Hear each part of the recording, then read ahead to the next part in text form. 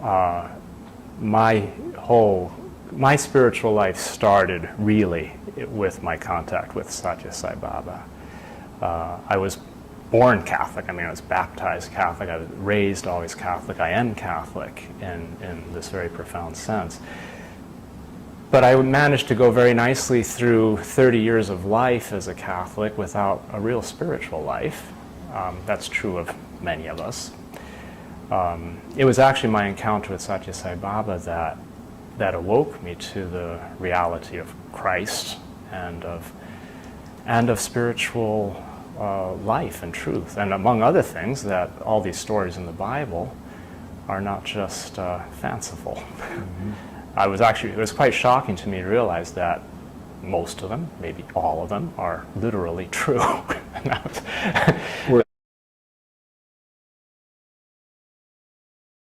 From my limitations, reading the Gospels, I could never imagine the beauty, the sublimity, and the truth that's actually right there on the page. I had to go all the way to India and encounter Sai Baba in order to awaken to the reality of my own faith.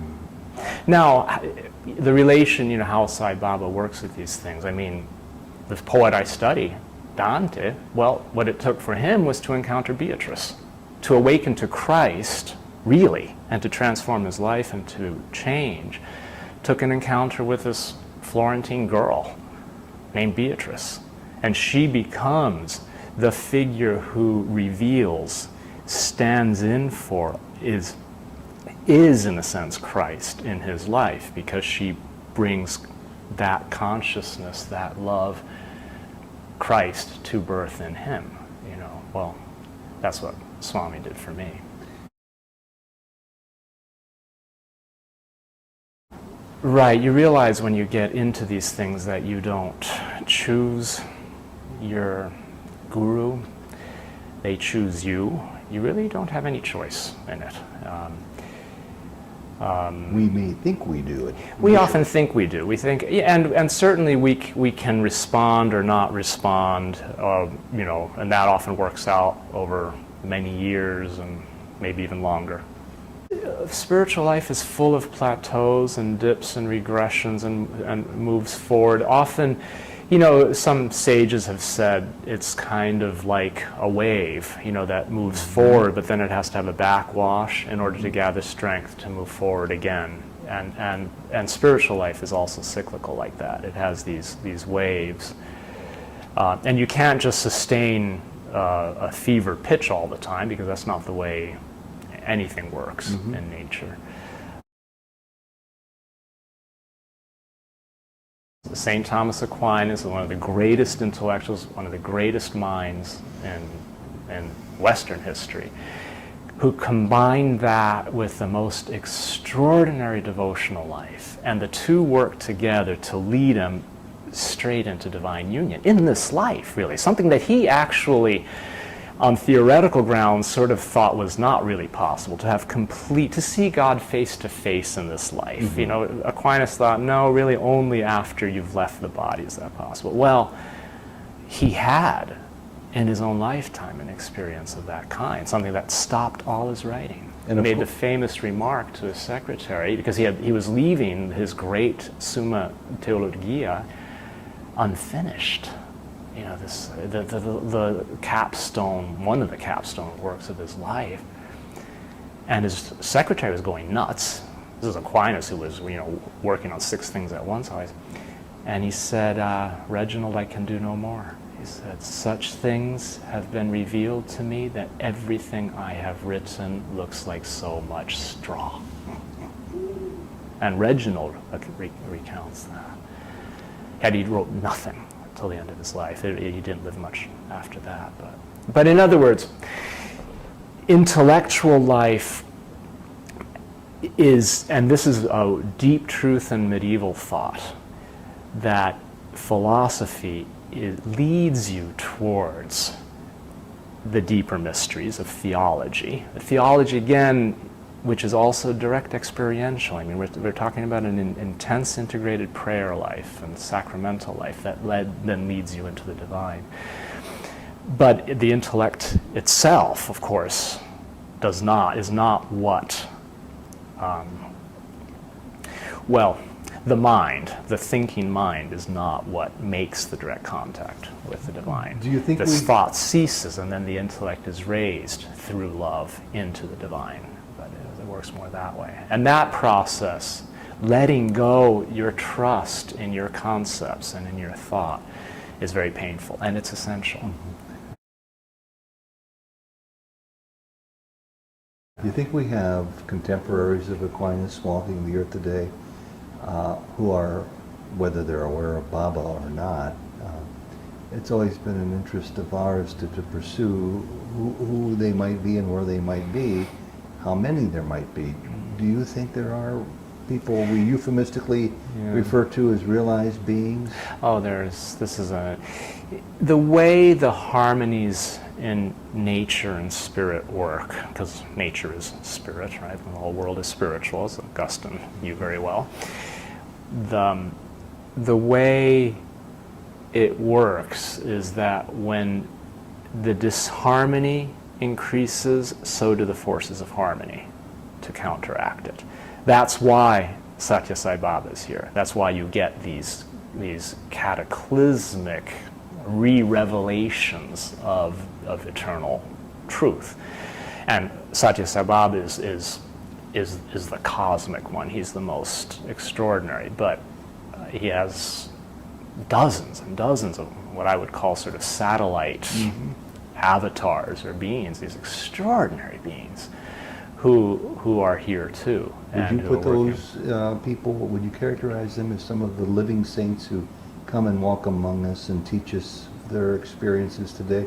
From India, for example, Amaji or Sri Karunamai? Right, well, Amachi is certainly one of them, and Karunamai, and I've encountered a number, Mother Mira, I've actually encountered a number of these beings, And what did you initially come to understand about them, and how do you see them today, using your words, that they're satellite emissaries of right, the divine? I mean, divine reality is there. We are, again, using sort of Dantean or late medieval terms, forms in this world are more or less transparent. They embody more or less perfectly, in a sense, or communicate more or less perfectly the reality which gives them being. Right? That reality gives everything being, but a rock does not communicate the divine reality from which alone it has its being, nearly as well as a living human eye. You look into a human eye and say, well, you can't. One of the mysteries, we can't look into a human eye too long because it's too much. It's consciousness. That's the ground. That's the ground right there. That's where it all starts, right? So now, and every human is a colossal concentration of this reality, of this spiritual ground of reality. We're not usually that aware of it. If we awake to it, we, again, transform. Our lives are transformed in a way that communicates it more perfectly and more powerfully. The light is no longer under a bushel. There are beings, though, who, just by their nature, come into the world as just wide open, they just, first of all, they usually also have extraordinary powers that come with consciousness and love being so anchored in the ground of reality that all reality is a manifestation of that consciousness and love. Well, it's difficult to have the kind of direct contact and access with Sathya Sai Baba at this point that I was able to have, still in the 90s, and that people who in the 70s and 80s had 100 times more, at length. You can't quantify access to Baba. I mean, first of all, he's everywhere, and I've had experiences here in America with Swami that are as intense as things I've had in India, because here is everywhere again. But yes, I do understand it as these great beings and souls, and there are a number of them around, allow this direct contact and diffusion of this direct encounter. I mean, you know, in my case, it was essential, perhaps for my own obtuseness, to come into direct contact with a living, embodied form of this reality. The way Dante needed Beatrice. Dante was, had all the teachings of the Catholic Church, but it wasn't until he encountered Beatrice and this love and started to meditate on what it meant that he started to awaken. I needed this form. I'm full of reverence for instance, a lot of my fellow Catholics, for example, who have this intense faith in Christ and an intense sense of the reality and presence of Christ from having read. I'm Thomas. I had to go and actually get slapped across the face to wake up. And they read 2 words in the gospel and they see this is true. And so how whether we need a direct encounter with one of these great avatars or living saints in certain circumstances for certain people and for certain paths, yes, but that can happen in any number of ways. Sathya Sai Baba has introduced himself to, I know about a dozen people who first encountered Sathya Sai Baba when he appeared physically to them wherever they were. One person here on a sidewalk in Chicago, that's when she was a Baptist Christian, intensely into her, Baptist Christian church, and she was on lunch hour in Chicago, and this extraordinary figure, barefoot, orange robe with an afro, appears on the street in front of her and says, "Follow me." Just like Christ to Matthew, he beckons to her and says, "Follow me," and then he disappears. That was how she found out about Sathya Sai Baba. She didn't even know who it was yet. I know someone who Baba first appeared in his bathroom in New York on Fifth Avenue.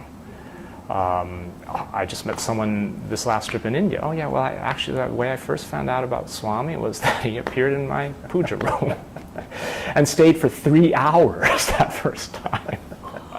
Or I know about a dozen people who found out about Swami that way. So the physical form, what form? And Swami always says, you think I'm this form? I'm any form. You call me. I have another friend. Swami appeared to her in Shirdi form first.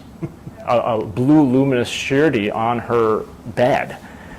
She was meditating on her bed, and then she opened her eyes, and Shirdi was actually there, in miniature, this radiant blue light. But it was real. Correct. I mean, so all these things, there's mysteries in heaven and earth that are sort of undreamt of. When people see Baba walking down the streets of Chicago, there's got to be some reason why that's happening to these people, but they don't see Christ or Muhammad or whoever it might be walking down the same street. Well, we don't know. We don't hear about it. We don't know. I mean, there are untold numbers of Christians with intense prayer lives who have extraordinary experiences, and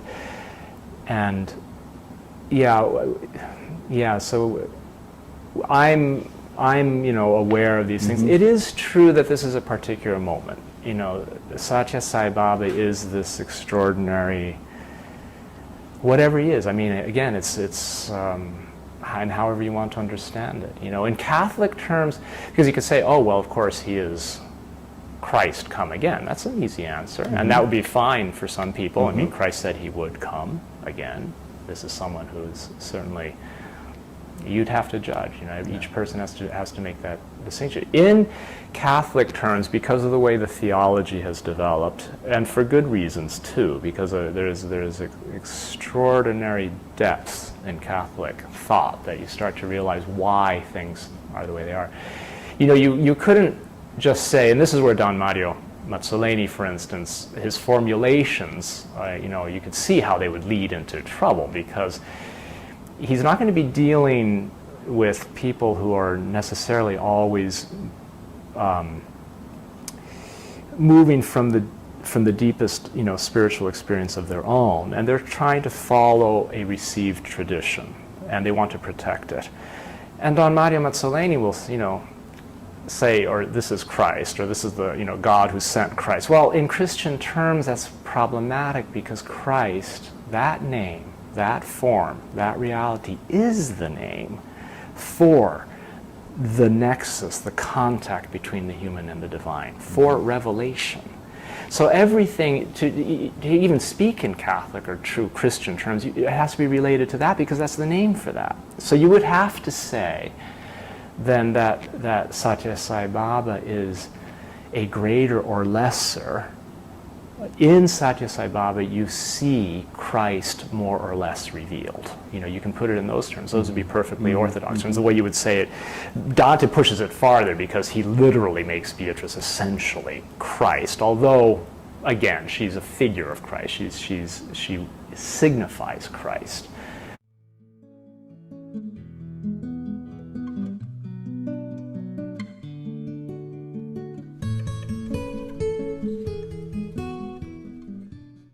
I have a friend, a German, who has been studying carefully Sathya Sai Baba's discourses from the beginning, even going back and collating with original Telugu. He's learned in Telugu. He told me, he's a great German scholar who teaches here at a university in the U.S. He was telling me, in the future there are going to be thousands and thousands and thousands of scholars whose work is just this incredible. He says it's absolutely breathtaking. That takes my breath away. That you have no clue. He said, when you hear these discourses, because a lot of them, on the surface, again, as you say, some of it sounds sort of homely, and again, Christ too, he'll talk about fishes, he'll talk about this. It's like, well, where's the great, where's the Upanishads here?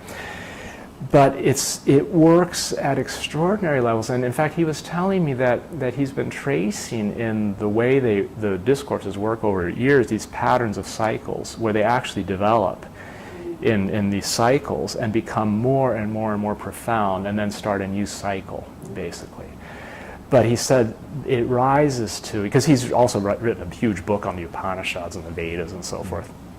He said it's absolutely unparalleled. There's nothing like it, actually, when you start. Do I gather he's a devotee? Oh yeah. He's there every year. Yeah.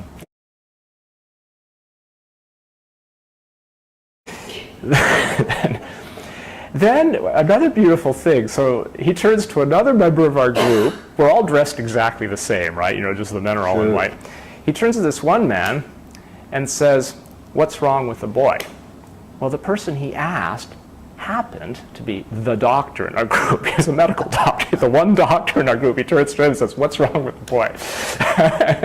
Of course, Swami knew that too.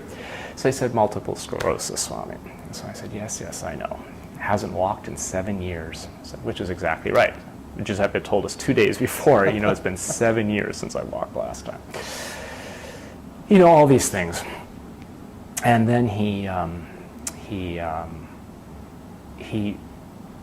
materialized a medallion for Giuseppe and told him to wear it. And then he had 2 people hold him up, and he massaged his right side.